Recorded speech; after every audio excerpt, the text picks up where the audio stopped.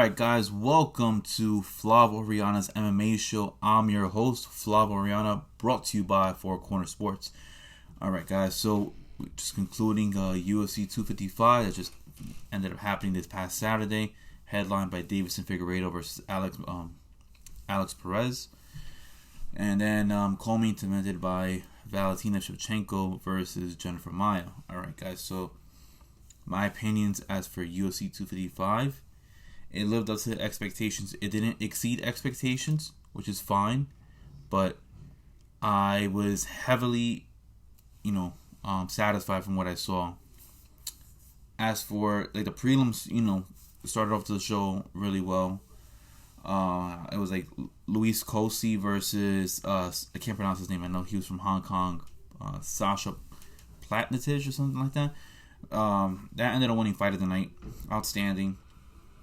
Looked like Luis Cosi was going to get the early first round knockout, but then kind of gassed himself out, allowing Sasha Platnitich to getting the victory. But let's kick this off with the main event. So the main event, Deiveson Figueiredo versus Alex Perez. This is going to be Deiveson Figueiredo's first title defense. Ended up beating Joseph Benavidez in Fight Island. What was it, July? Late July, if anything like that. Ended up beating Joseph Benavidez. Ended up choking the crap out of him. I mean, this guy had his eyes rolled back. Ended up winning the title. First time they fought was it was in Virginia. Yeah, it was in Virginia in February. They ended up fighting. Deiveson Figueiredo ended up missing weight. Fight goes into the second round. I believe it was maybe in the first round or the second round. I can't remember exactly, but Deiveson Figueiredo and Joseph Benavidez in that first fight ended up colliding heads, causing a big cut on Joseph Benavidez' eyebrow, and Benavidez ends up getting knocked out in the second round by Deiveson Figueiredo. So now that little rivalry, has been, set in stone, Benavidez is an afterthought. Now Deiveson Figueiredo is fighting Alex Perez. Now, mind you, Alex Perez, very impressive. Beat Formiga.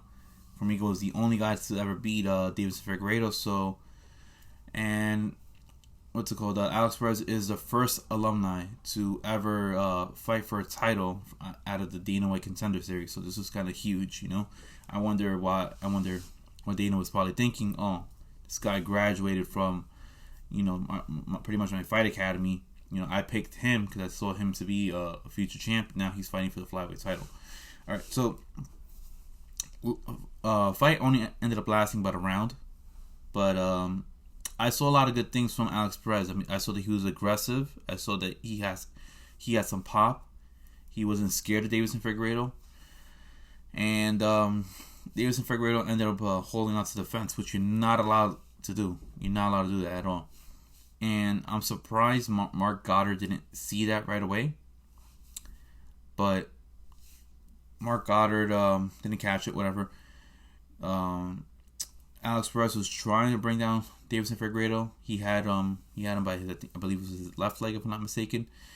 Then Figueiredo just drops down to the floor, scrambles around, grabs onto Alex Perez's leg. They're now all tangled up.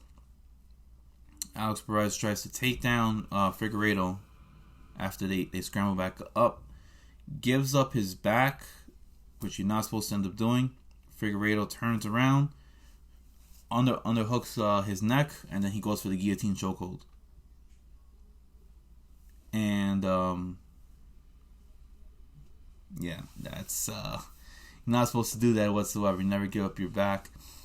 Now, it just sucks because Alex Perez, he had his head halfway out. Literally, he was halfway out of getting out of the chokehold. The biggest mistake that he ended up doing was, standing up and trying to see that he could pop his head out.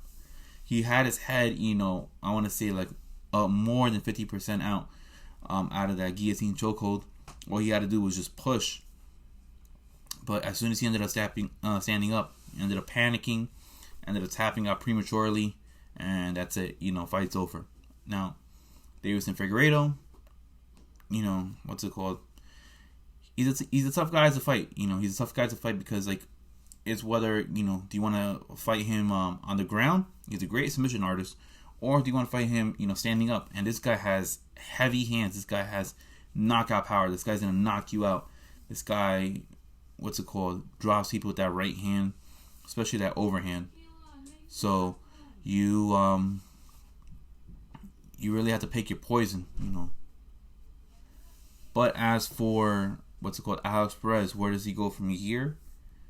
Well, now he's gonna have to wait. I don't know how long of a wait line he's gonna have to do.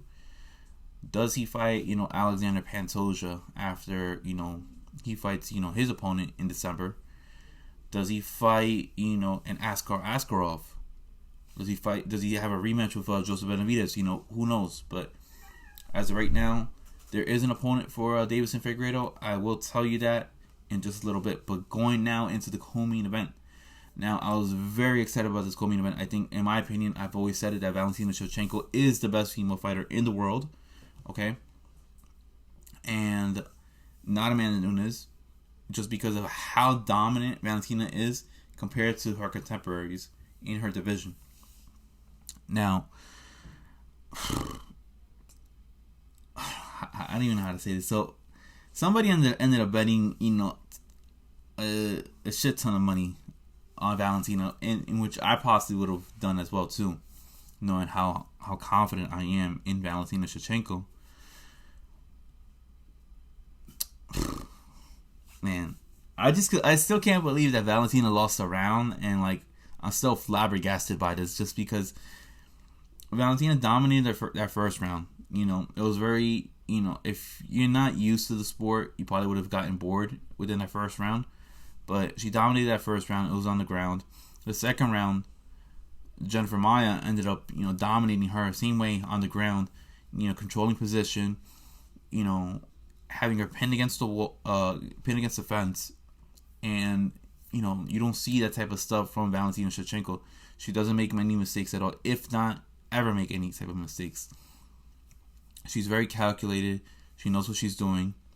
So to see that Jennifer Maia was able to pin her, to us it proves that she is human. That she is human after all.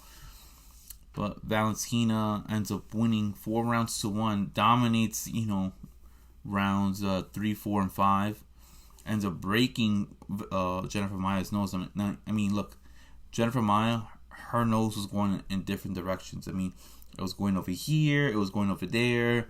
It just, the spinning back fist, did it for her, along with the fact that she was just getting clipped in that 5th round. Now, the reason why I say that she was getting clipped in that 5th round, because Jennifer Maia had to get a finish in that 5th round. She couldn't, keep fighting on the ground. She saw that fighting on the ground was not working for her. She is a black belt in jiu-jitsu, in Brazilian jiu-jitsu. So that's her, that's her core right there. That's everything that she knows. For her to stand and trade with Valentina is something, extremely foreign. So she just got cut up. If she would have done that from the very beginning, I honestly would have really thought that Valentina would have beaten her within inside 2 rounds. Inside 2 rounds, just because she probably would have wanted to test the waters in round 1 and then just go for the kill in round 2. But now, concluding with the co-main event, Valentina Shevchenko ends up winning. Dana White is hinting towards Jessica Andrade being the next opponent. Now, I'm very in favor towards that, just because of the fact that Jessica Andrade put out Caitlin Chukagian with just a punch, towards the liver. A body shot. How many people you see go down due to a body shot? And she was running the other way after she got hit. She couldn't hide that pain whatsoever. But it seems like that's going to be the next fight, for Valentina Shevchenko. As for Jennifer Maia, just like everybody else, back of the line, buddy. Back of the line. I think her stock did improve. I really do think that her stock did improve. As for with her fight with Valentina, a lot of people had her at a huge underdog. So did I. But she showed that she could hang in there 5 rounds. So that's kind of a moral victory, Kudos to you, Jennifer Maia, but you just, weren't good enough to face, and take the belt from Valentina Shevchenko. So that's what's gonna happen for Valentina. She's most likely gonna fight Jessica Andrade. As for Jennifer Maia, I don't know who she's gonna end up fighting. Maybe she could fight, Cynthia Calvillo or something like that. The third fight was Tim Means versus Mike Perry. Now, this is an interesting match just because originally it was supposed to be Robbie Lawler versus Mike Perry. I know Kevin Holland wanted to fight, Mike Perry. He didn't want to go down to middleweight. Although, honestly, I don't know why the fight was in middleweight. Just because Mike Perry missed weight. It's not like he missed weight by a pound. He missed weight by 4.5 pounds. And then after he stepped on the scale, he ended up dapping. He was like so old at that thing. I don't even know why I did that. But anyways, so Mike Perry missed weight by 4.5 pounds. And, Tim Means ended up taking the fight. He was like, I came here to fight too. So Tim Means automatically ends up collecting 30% of Mike Perry's earnings of that fight. Because when you miss weight, there's a fine. There's a fine that you have to pay. You have to give that towards your opponent. Because now your opponent is at risk just because you couldn't follow, proper instructions on trying to make weight. And now he's coming in heavier. Your opponent's coming in heavier, right? Obviously, the person that missed weight. You're coming in heavier, and your opponent who followed instructions came in weight. Follow regulations. That's not fair. You're cheating pretty much. But anyways, the fight goes to distance. Mike Perry, fan favorite. I like watching him fight. I felt like he didn't take the fight seriously whatsoever. He could have honestly done better not taking so much damage. Tim Means was just breaking him apart with that jab. That jab was, eating him up. He kept on, beating him up with that right jab, and Mike Perry couldn't get around that at all. But Mike Perry did clip Tim Means more than a couple of times, and I was pretty impressed with that. But overall, it was okay. It was a pretty decent fight. Was it my favorite fight of the night? No, it really wasn't. Obviously, the Luis Kosi versus Sasha Platinsic, that was maybe my favorite fight. I would say maybe Joaquin Buckley, but I'll get to Joaquin in just a bit. So yeah, Tim Means beat Mike Perry. Many people are asking what's going to happen to Mike Perry now that he's lost this many times. Dana White is hinting that he wants to keep him around. He's a fan favorite. He draws a lot of people. I would just keep him around just because, look, you're going to have a bunch of people that don't really follow the sport, or if not, they follow the sport every now and then. They know Mike Perry. Mike Perry is a very popular fighter. Keep him around. He's going to draw a lot of ratings. But I do think that he needs to fix, whatever's happening in his personal life. I know he's going to have a kid. I know that he has a lot of mental issues that he's not solving at the very moment right now. But there's no reason to cut Mike Perry. All right. Moving on towards the second fight of the main card. Katlyn Chookagian versus Cynthia Calvillo. Now, Katlyn Chookagian, I don't know how many fights this lady had. I know she fought Valentina back in February. I think she ended up fighting Antonina in May, if I'm not mistaken, like that. I think she fought Jessica. She fought Jessica Andrade like 3 weeks. Yeah, maybe 3 weeks ago, and now she fought Cynthia Calvillo. So ends up beating Cynthia Calvillo. She's now 2-2 for the year. Look, Cynthia Calvillo looked like she had no business being in the octagon with Katlyn Chookagian. Katlyn Chookagian, in her other fights with Andrade and Valentina, she couldn't get in range. But when she fought, Antonina Shevchenko and Cynthia Calvillo, she was able to find range. That's the thing. I think Katlyn Chookagian, she is maybe, a B-level fighter. Like, she's good enough to fight, everybody else, she's good enough to get a title shot, right? But she's not good enough to, stand in with the best of the best, if I'm saying that correctly. She's able to, beat up on, mid-level fighters and work her way up towards being in the top 3. I think she's always going to be in the top 3.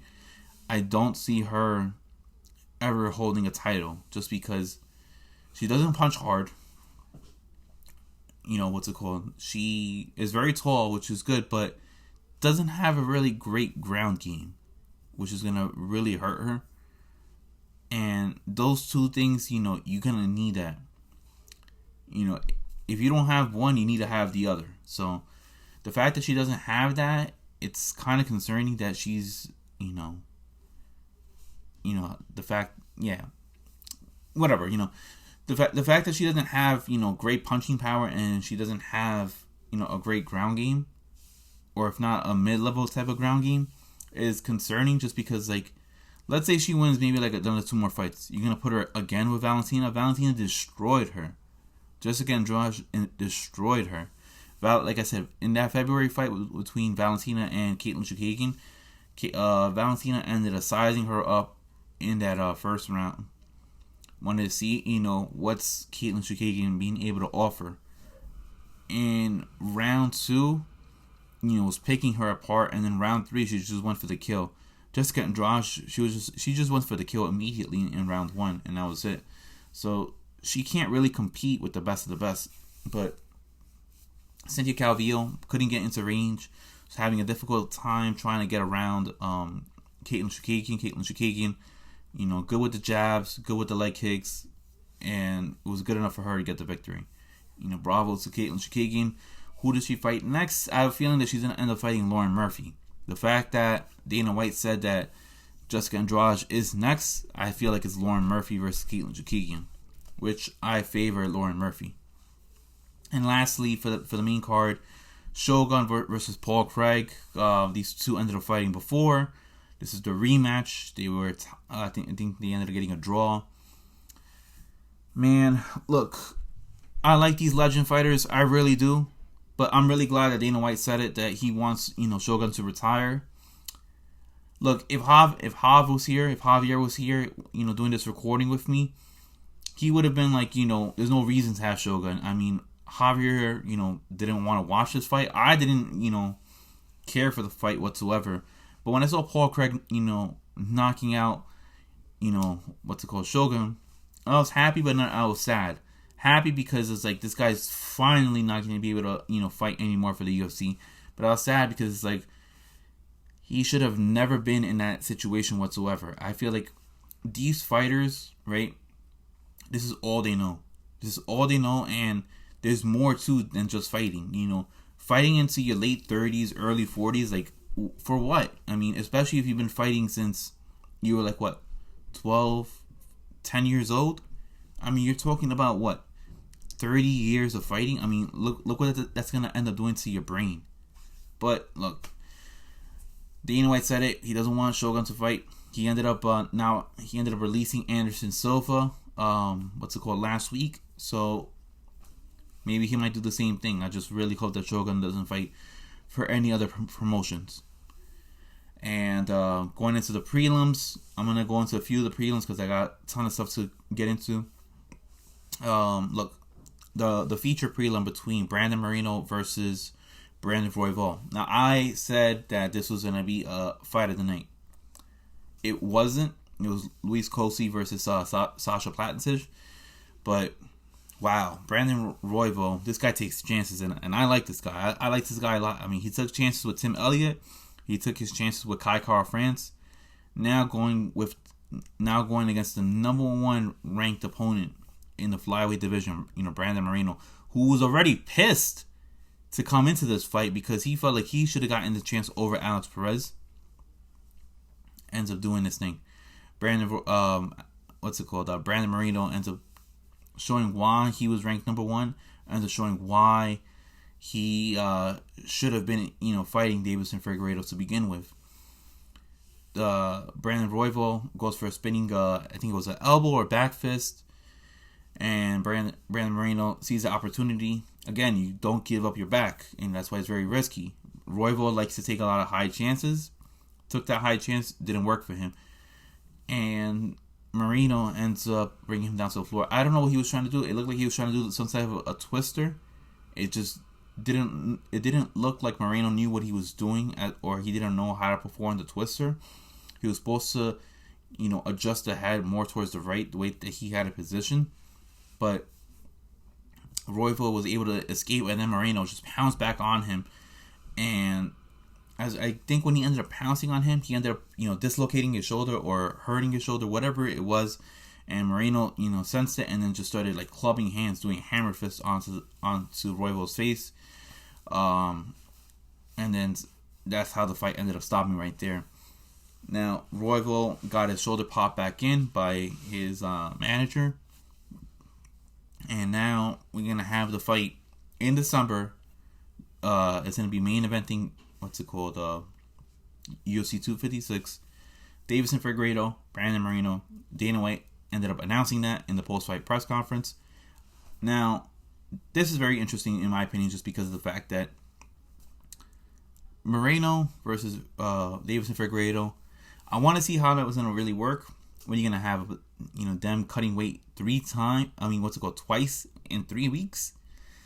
Ugh. I mean, I know they're already in shape. I mean, they just got to make sure that they don't, exceed, a large, they don't like consume too much or whatever.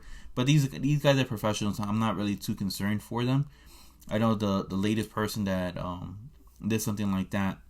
I mean, you got like the Kevin Hollands in the world and the Khamzat Chimaevs that have taken a lot of short notice fights. So this is a short notice fight, and this replaces the Peter Yan versus Aljamain Sterling. But I'll get to that in just a bit. All right, and we ended up having lastly, this last fight I'm gonna talk about for the prelims: Joaquin Buckley versus Jordan Wright. Now, Joaquin Buckley, this is his first fight since that spinning heel kick, whatever it was when you want to call it, they did to Impa Kasanganov. Wow, I still can't get over that knockout. But Joaquin Buckley, he did his thing. He was facing Jordan Wright, who was undefeated, and boy, that guy has power. He has power, and he was clubbing it. He was destroying Jordan Wright. Almost finished him off in the first round. Second round, 18 seconds into the fight, knocking him out. And I think it was like the right hand. He threw like a right hand overhand and then hit him with a left hook, having Jordan Wright's eyes rolled to the back of his head. Classic. I love Joaquin Buckley. This guy has a high ceiling in my opinion. This guy is marketable. I mean, if you have Kanye tweeting about you and putting your knockout in a music video, that's something right there. It seems like you made it right there. But Joaquin Buckley, ends up winning the fight. Didn't want to say, his name, but he was telling Joe Rogan that he has a lot of beef with James Krause. Dana White says, why not? We should make that fight. I don't know if it's going to be a 170. Is it going to be a 185? Is it going to be at a catch weight? Who knows? But the fact that these two Missouri boys have a lot of beef with one another, you got to make that fight. You really got to make that fight. I want to see Joaquin Buckley go at it with James Krause, especially an angry Joaquin Buckley. What? Nah, you got to make that fight. All right, so getting back to what I was going to say before about Peter Yan versus Aljamain. Now, it's unfortunate Peter Yan pulling out. For what? I think it was because of something personal or family reasons. Aljamain ended up tweeting at him, hope everything's okay. We'll run it back. They're saying that they'll probably run it back maybe as early as February. So that's kind of good. I mean, it gives Aljamain and Peter Yan more time to train. So now, like I said, the new main event for UFC 256 is, Deiveson Figueiredo versus Brandon Moreno. This one should be interesting. Like I said, this one should be interesting because Moreno's is good on the ground. So is Deiveson, but I want to see how these two go at it. Standing up. They go at it standing up. It should be very interesting. Moreno has tons of experience. So does Deiveson Figueiredo. Looking forward to that. Speaking of UFC 256, this looks like it might be the co-main event. Tony Ferguson just signed a contract to fight Charles Oliveira. Now, Charles Oliveira hasn't fought since, right at the tipping point of the pandemic. He ended up fighting Kevin Lee in Brazil. That's when there was no fans. Now, Tony Ferguson is fighting Charles Oliveira. I can't wait because Tony Ferguson hasn't fought since May. All right, he lost to Justin Gaethje. He wanted to fight Michael Chandler. Michael Chandler, I don't know what you were doing. I feel like you're becoming a guy with tons of excuses right now. Who's he gonna fight? Most likely it's gonna be Justin Gaethje. When? Who knows? I'm predicting as early as February. But Michael Chandler, gets a promo and everything like that. So he says he wants to only be here for a good time, not a long time. Look, man, you're in the UFC. You're in the minor leagues in Bellator. All right, this is the big boy leagues. All right, if Tony Ferguson is telling you that he wants to fight you, and that's a big enough name, you take that fight. All right, you take that fight. Anyways, so Ferguson is fighting Oliveira. Great fight. Both guys can go, work it on the ground. They're both, know how to work their submissions and stuff like that.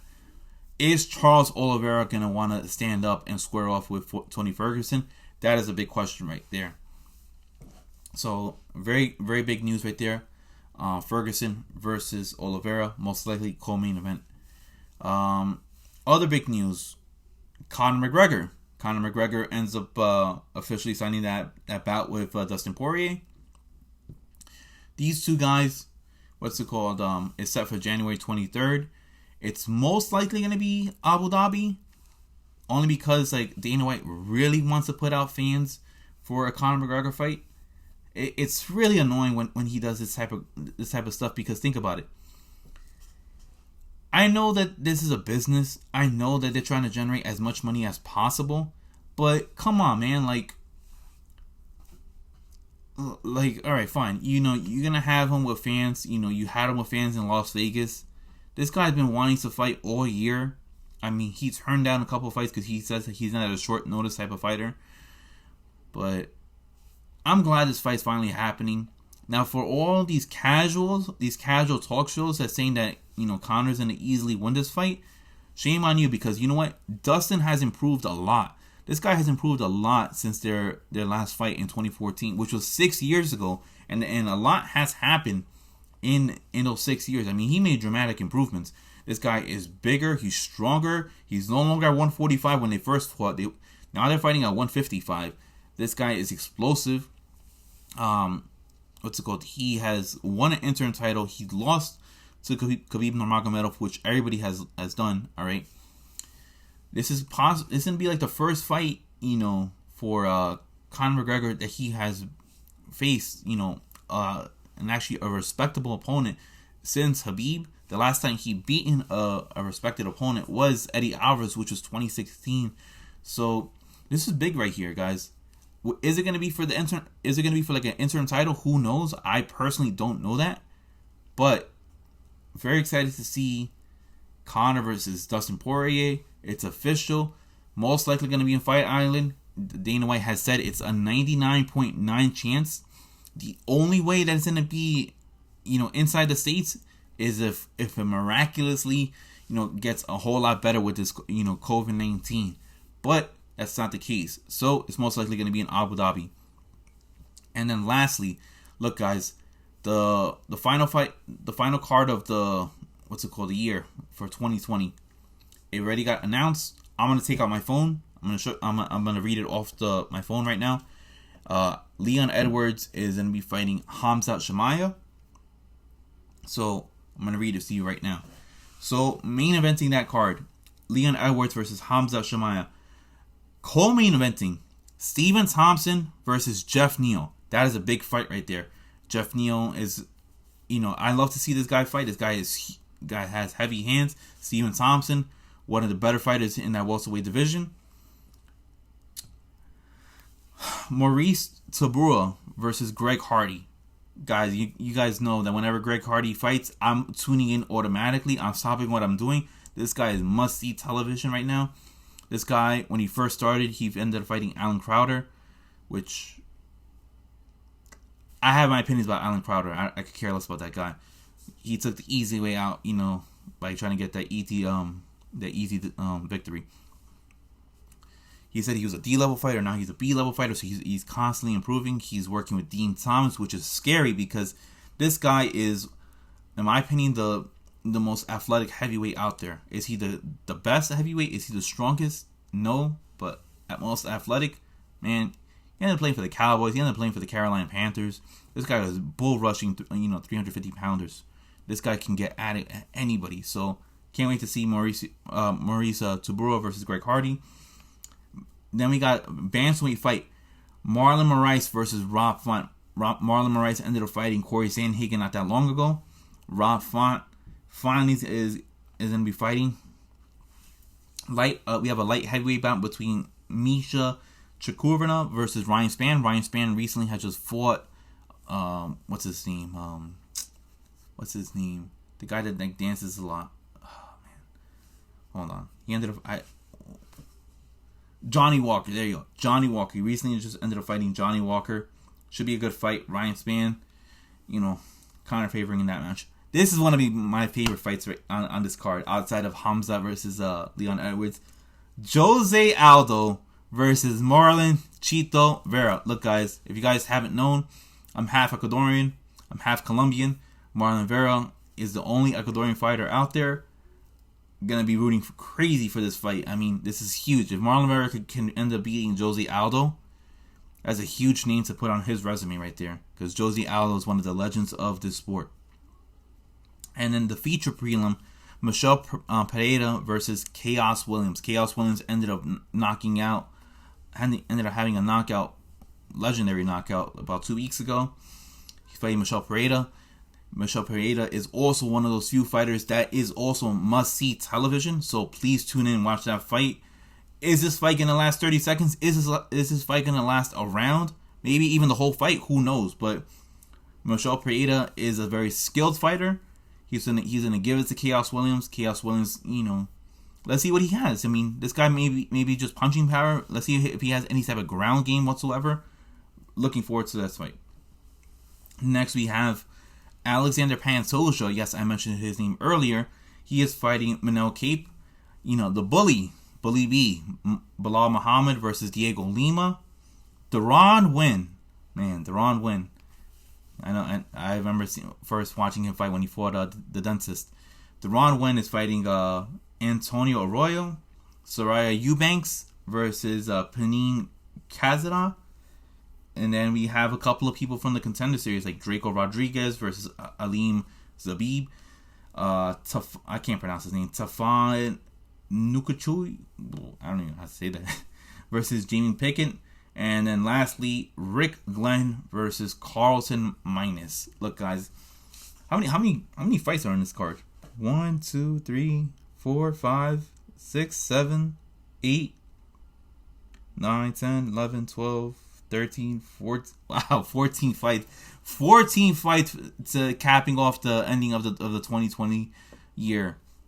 Look, guys, so can't wait for that fight. I'm definitely gonna watch this from start to finish. I'm actually more looking forward to that card as opposed to any other card, capping off the year. But look, excuse me. But anyways, that's going to conclude everything for this MMA show. Look, I'm your host, Slavo Rihanna.